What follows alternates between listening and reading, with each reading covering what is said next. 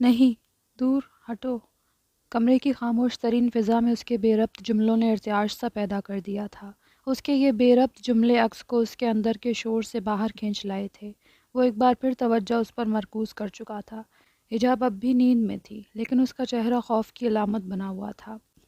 چھوڑ دو مجھے۔ وہ اندیکھے گرفت سے خود کو چھڑوانے کی کوشش کر رہی تھی۔ عکس اپنی جگہ سے اٹھا اور بے آواز قدموں سے چلتا ہوا بستر پر اس کے نزدیک آ بیٹھا۔ چھوڑو، چھوڑو مجھے۔ اس کی آنکھیں بند تھیں، محض لب ہل رہے تھے۔ وہ شاید کوئی بھیانک خواب یا پھر وہیں گزرے مناظر دیکھ رہی تھی۔ عکس نے تذبذب میں نچلا لب دانتوں تلے دبایا، پھر بے حد آہستگی سے اس کے ہاتھ کی کلائی تھام کر اسے بستر سے اٹھاتے ہوئے خود میں سمو لیا۔ سب ٹھیک ہے، کچھ نہیں ہوا۔ میرے ہوتے ہوئے تمہیں کوئی ہاتھ بھی نہیں لگا سکتا۔ پشت پر بکھرے اس کے سیاہ سیدھے بال سہلاتے ہوئے وہ اسے تسلی دے رہا تھا، اپنی موجودگی کا، تحفظ کا احساس فراہم کر رہا تھا۔ صورتحال کیا ہے؟ پاور کرسی پر ڈھیلے ڈھالے انداز میں بیٹھے لیو ولیریس نے اپنے پبلک ریلیشنز مینیجر سے پوچھا۔ بہت گمبھیر ہوتی جا رہی ہے۔ لگتا ہے اٹلی کی آدھی سے زیادہ آبادی اس بار پرائمری الیکشن کروا کر رہے گی۔ وہ سنبھل کر بتا رہا تھا۔ اسے پتا تھا لیو اس وقت ٹائم بم کی مانند تھا۔ تم کس مرض کی دوا ہو پھر؟ کیا ایسے کرائسس کو حل کرنے کے لیے ہی تمہیں نہیں رکھا گیا ہے؟ وہ جبڑے بھینچ کر مٹھی میز پر مارتے ہوئے چیخا۔ وہ سر جھکائے عاجزی ظاہر کرنے لگا۔ اور وکی، اس کا کیا بنا؟ اس نے ایک اور مشکل سوال پوچھ کر اپنے مینیجر کو مزید امتحان میں ڈال دیا۔ وہ کہاں گئے؟ کچھ پتہ نہیں چل سکا۔ اس کی آواز یہ بتاتے ہوئے اتنی ہلکی ہو گئی کہ بمشکل ہی لیو اسے سن پایا تھا، اور سن کر اپنا آپا کھوتے ہوئے اٹھا۔ ناکارہ ہو تم سب کے سب۔ ایک آدمی کو نہیں ڈھونڈ پائے جس کے اکاؤنٹ سے کی گئی ایک ٹویٹ نے ہمیں آج اس مقام پر لا کھڑا کیا ہے۔ اسے پرے دھکیلتے ہوئے ٹائی کی نوٹ ڈھیلی کرنے کے بعد وہ میز کے اطراف میں بے چینی سے ٹہلنے لگا۔ تبھی میز پر پڑے چنگاڑتے ہوئے موبائل نے اسے متوجہ کر لیا۔ لیو تیزی سے موبائل اٹھانے کو بڑھا۔ کال ریسیو کرنے ہی جا رہا تھا جب خیال مینیجر کا آیا۔ سر کے جنبش سے اسے دفع ہو جانے کا اشارہ دیا، اور وہ جان بچی سو لاکھوں پائے کے مترادف پہلی فرصت میں وہاں سے نکل بھاگا۔ کیا بنا اس کا؟ اس کی بے چینی دیکھنے لائق تھی۔ ہمارے ٹائر برسٹ کرنے کے بعد اس کی گاڑی کا ایکسیڈنٹ ہو گیا تھا، پھر کیا؟ دوسری طرف کے اس مختصر سے وقفے نے لیو کو چڑچڑا بنا دیا۔ اسکاٹ ڈی موقع پر پہنچ گئی اور ہمیں وہاں سے فرار ہونا پڑا۔ Scott D? وہ بھویں اکٹھی کیے سوالیہ انداز میں بولا۔ اسکاٹ ڈی ان کی یعنی ریکوسٹاس کی سب سے خطرناک ٹیم ہے۔ انہیں بہت زیادہ ایمرجنسی کے وقت وہ استعمال کرتے ہیں۔ اس اسکواڈ میں مافیا کے بہترین جاسوس، نشانے باز، ہیکرز اور نہ جانے کس کس قسم کے لوگ ہوتے ہیں کہ ہمیں ان سب کے نام بھی نہیں آتے۔ یہ سائے کی طرح چلتے ہیں، پاس ہو کر بھی نظر نہیں آتے۔ قتل ایسے کرتے ہیں کہ اپنے پیچھے نشان تنک کے برابر بھی نہیں چھوڑتے۔ یہ سب بتاتے ہوئے اس آدمی کی آواز کافی رازدارانہ ہوئی تھی۔ ایسے بہترین لوگ ہمارے پاس کیوں نہیں ہوتے؟ اپنے آدمیوں کے مقابلے لیو کو اسکاٹ ڈی کی خصوصیات نے کمپلیکس میں مبتلا کر دیا۔ ایسے لوگ ملتے نہیں ہیں باس، بنانے پڑتے ہیں، سالوں کی مشقت سے۔ یہ کوسٹاز بہت سے ایسے بے گھر بچوں کو پناہ دیتے ہیں اور اپنے طرز پر ان کی باقاعدگی سے تربیت کرتے ہیں، پھر وقت آنے پر ان کا استعمال ہتھیار کی طرح کرتے ہیں۔ اچھا بس، بہت معلومات فراہم کر چکے۔ اس شخص کو واپس تلاش کرنے کی کوشش کرو۔ پتہ نہیں وہ زندہ ہوگا بھی یا نہیں۔ اگر مر گیا تو میرے کسی کام کا نہیں رہے گا۔ اس لیے تم اگر اپنی خیر چاہتے ہو تو جلد سے جلد مجھے اس سے متعلق خبر دو۔ لیو نے یہ کہہ کر کال کاٹی۔ کوسٹاس، جلد ہی میں ان کا نام ان کے وجود سمیت اٹلی کی تاریخ سے ہمیشہ کے لیے مٹا دوں گا۔ یہ سوچ اس کے آگ سے دہکتے غصے پر پھوار بن کر گری تھی اور اسے وقتی سکون پہنچا گئی تھی۔ روم کے انٹرنیشنل ایئرپورٹ کے احاطے میں موجود وہ آنکھیں بند کیے اٹلی کی اس قدیم فضا کو محسوس کرنے لگا۔ اس قدیم جگہ نے کئی جنگیں دیکھی تھی، کئی الگ الگ حاکم وقت نے وہاں قبضہ کیا تھا۔ وہاں کی فضائیں، عمارتیں آج بھی ان قدیم ادوار کے کئی رنگ اور خوشبو اپنے اندر سمیٹے ہوئے تھیں۔ میں تمہیں ڈھونڈ کر رہوں گا حجاب، اٹلی کو تمہارے لیے قید نہیں بننے دوں گا، وہ پر امید اور پر یقین لہجے میں کہتا، تصور میں اس سے مخاطب تھا۔ پھر ہاتھ میں موجود کوٹ پہن کر اپنا ایک مختصر بیگ اٹھائے وہ احاطے سے باہر نکل آیا۔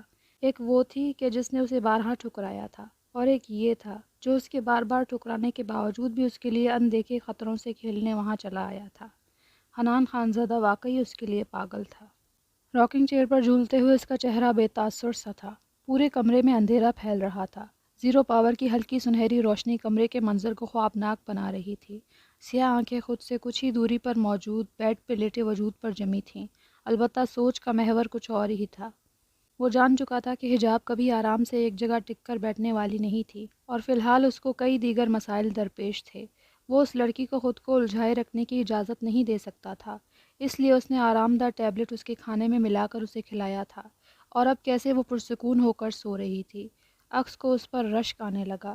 وہ خود شارٹ سلیپ سائنڈروم کا شکار تھا۔ اس کی نیند کل 6 گھنٹے پر مشتمل ہوتی تھی۔ اس میں بھی ماضی سیاہ خواب کے مانند اسے ستانے آ جاتا تھا۔ وہ کرسی کی پشت سے سر ٹکائے آنکھیں موند گیا۔ میں موت کی کگار پر کھڑا ہوں عارض، اسے میری آخری خواہش سمجھ لو، اس سے پہلے کہ میں اپنی آنکھیں ہمیشہ کے لیے بند کر لوں۔ تمہیں ایک بار دیکھنا چاہتا ہوں بیٹا۔ ایک التجا، بے بسی اور تڑپ تھی اس کمزور باپ کی آواز میں۔ وہ ان کا آخری وائس میسج تھا، جسے اس نے اپنے موبائل سے تو ڈیلیٹ کر دیا تھا، مگر ذہن پر ہمیشہ کے لیے نقش ہو چکا تھا۔ مجھے ان سے بات کرنی ہے نظام، پلیز ایک بار مجھے ان کا نمبر ملا کر دو پلیز۔ درد کی شدت سے پھٹتی اس کی اپنی آواز اس کے کانوں میں پڑی تھی۔ اس کے لیے اب بہت دیر ہو چکی ہے یار، وہ اب نہیں رہے۔ نظام کا یہ جملہ اس کی سماعتوں پر قیامت ڈھا گیا تھا۔ تمہیں کیا لگا تھا میں تم سے محبت کرتی ہوں؟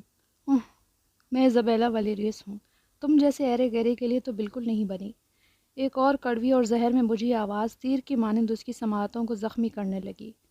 تم اگر لارنس بن کر رہتے ہو تو میں تمہیں اپنا کھلونا بنا کر رکھ سکتی ہوں، اس کے علاوہ اگر تم کچھ بھی بنے تو میں تمہیں اپنے پاؤں کی جوتی بھی نہیں بناؤں گی۔ ایزابیلا کے الفاظ آج بھی اتنے ہی تازہ تھے، اور وہ زخم بھی جو اس نے عکس کو ان الفاظ کے ذریعے دیا تھا۔ تمہیں کھیلنا آیا ہی نہیں کبھی عکس، اس لیے اپنی ہار کی وجہ تم مجھے نہیں ٹھہرا سکتے۔ یہی وکی کے وہ الفاظ تھے جس نے اس کے اندر انتقام کی نہ ختم ہونے والی آگ بھڑکا دی تھی۔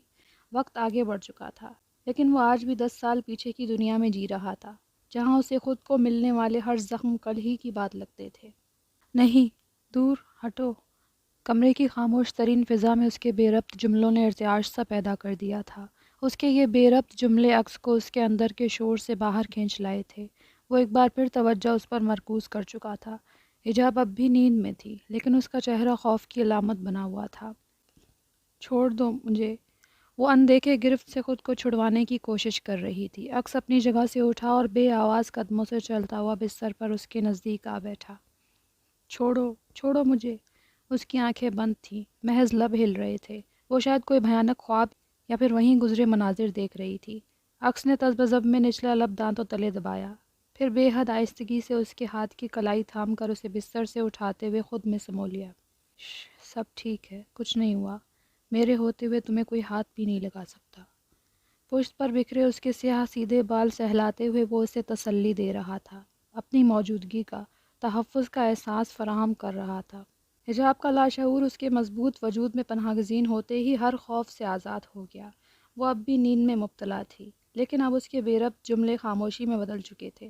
عکس کا چہرہ ہنوز بے تاثر تھا، جانے وہ اسے تسلی دے رہا تھا یا پھر خود کو۔ اس کا تلخ ماضی بھی تو اسے ایسے ہی نیند میں پریشان کیا کرتا تھا۔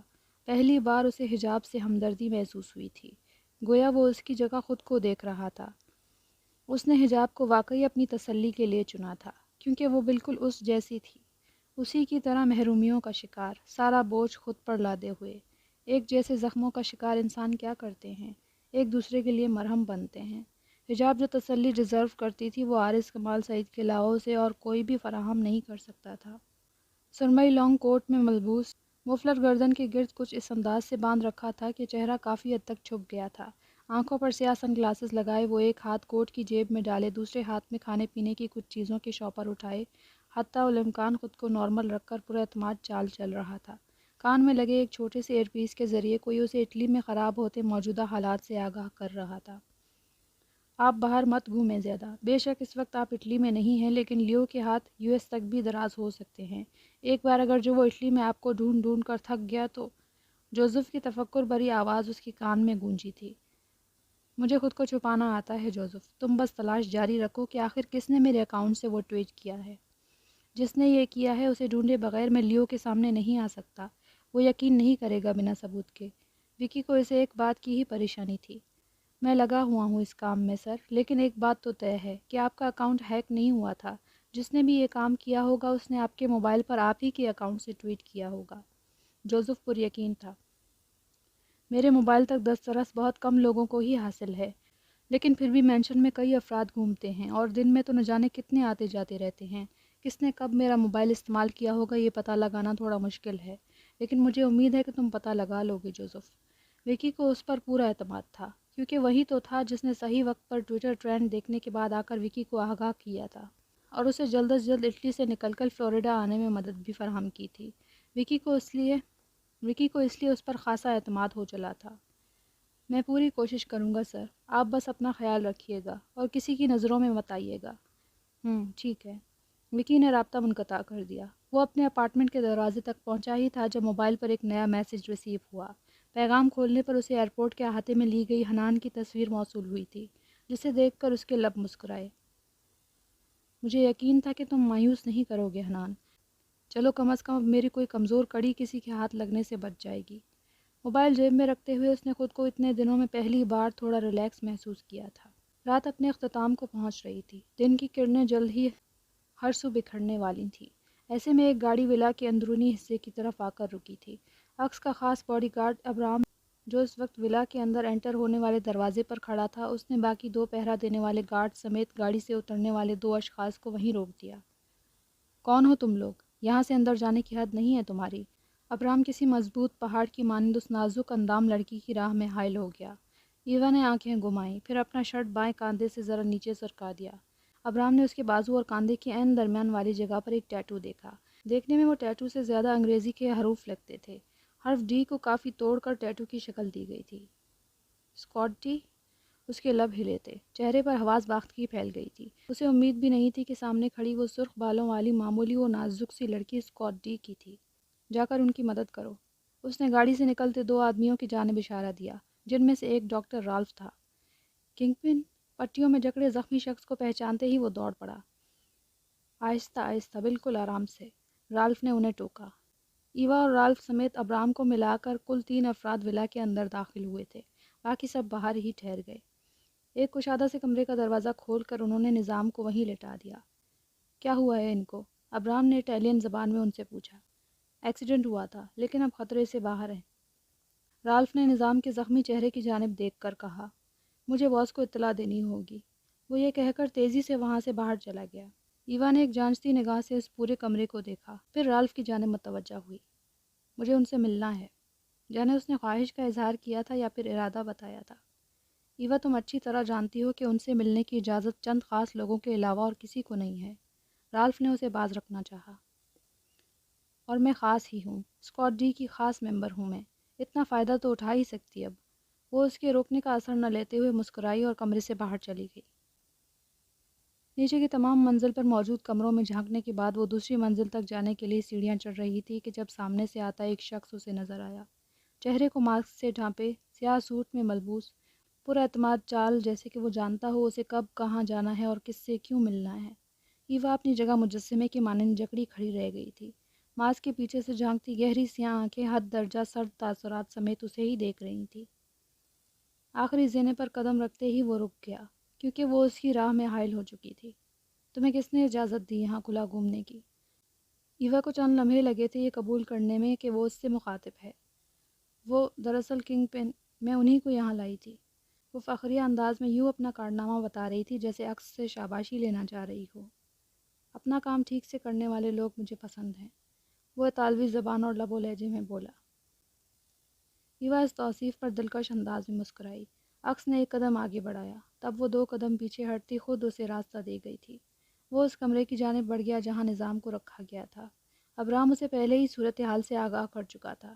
ایوا کو ذرا مایوسی ہوئی تھی، اسے لورنزو سے ملنے کی شدید چاہ تھی، کیونکہ اس سمیت ہر کسی نے محض اس کا نام سن رکھا تھا۔ وہ سب گاڈ فادر کی وصیت سے واقف تھے، جس کے مطابق لورنزو ڈی کوسٹا ان کا وارث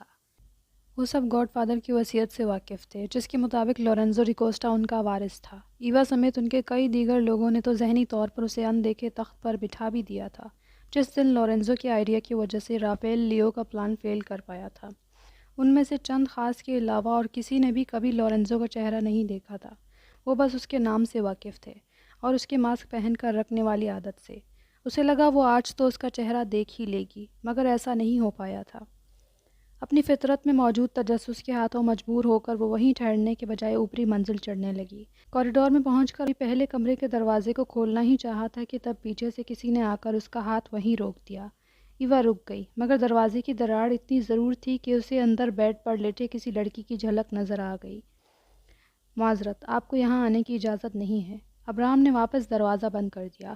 اس نے مڑ کر اس مضبوط اور بھاری بھرکم شخص کو دیکھا جس کے سیاہ چہرے پر کوئی تاثر تک نہیں تھا۔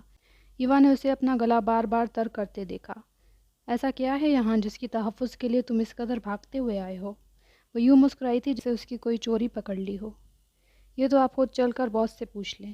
وہ تمسخر آمیز انداز میں مسکرایا۔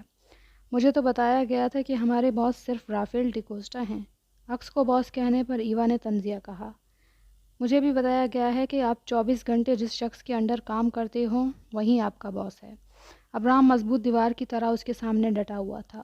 ایوا نخوت سے آنکھیں گھماتی واپس نیچے کی منزل پر چلی آئی، لیکن اس کے ذہن میں ڈھیروں سوال تھے جن کے تمام جوابات صرف نظام کے ہی پاس تھے، جو فی الحال کچھ بولنے کی حالت میں تو بالکل نہیں تھا۔ باہر نکلو سب کے سب۔ سرد آواز نے جو ہی حکم دیا، کمرے میں موجود 3 افراد فوراً وہاں سے نکل گئے، سوائے ڈاکٹر رالف کے۔ سب کے جاتے ہی کمرے کا دروازہ بند کر کے رالف اس کی جانب متوجہ ہوا۔ وہ اس کے چہرے سے واقف تھا، اس لیے عکس نے ماسک اتار دیا۔ کیا کنڈیشن ہے؟ بستر پر زخمی حالت میں پٹیوں سے جکڑے پڑے نظام کو دیکھ کر اس نے رالف سے پوچھا۔ خطرے کی تو کوئی بات نہیں ہے، ٹریٹمنٹ بر وقت دے دی تھی میں نے، بس سر پہ چوٹ لگنے کی وجہ سے وہ بے ہوش ہے، بہت جلد اٹھ کھڑا ہوگا پھر سے، رالف نے اسے تسلی دی تھی۔ عکس قدم قدم چلتا اس کے نزدیک آ کھڑا ہوا، ہاتھ نرمی سے اس کی پٹی شدہ پیشانی پر پھیرنے لگا۔ سونے دو کچھ دیر سے، دیکھو کتنا پرسکون لگتا ہے یہ خاموش رہ کر۔ وہ اداس آنکھوں سے مسکرایا۔ اس کی سطح بظاہر تو مضبوط نظر آ رہی تھی، مگر اس کا دل اندر ہی اندر چھلنی ہو رہا تھا اپنے سب سے عزیز کو اس حالت میں دیکھ کر۔ وہ نظام ریکارڈو جسے موسمی بخار کے علاوہ کبھی کسی بیماری نے نہ چھوا تھا، آج وہ ہوش و خرد سے بیگانہ ہوا پڑا تھا۔ پھر بھلا عکس کا دل کیسے نہ دکھتا؟ بہت جلد یہ اٹھ کر پھر سے تمہارا دماغ کھائے گا۔ اس کے شانے پر دباؤ ڈالتے ہوئے رالف نے مزید تسلی دی۔ نظام کے ساتھ کیا ہوا یہ ایک ہی ہستی بہتر بتا سکتی ہے، اس نے ذہن میں سوچا۔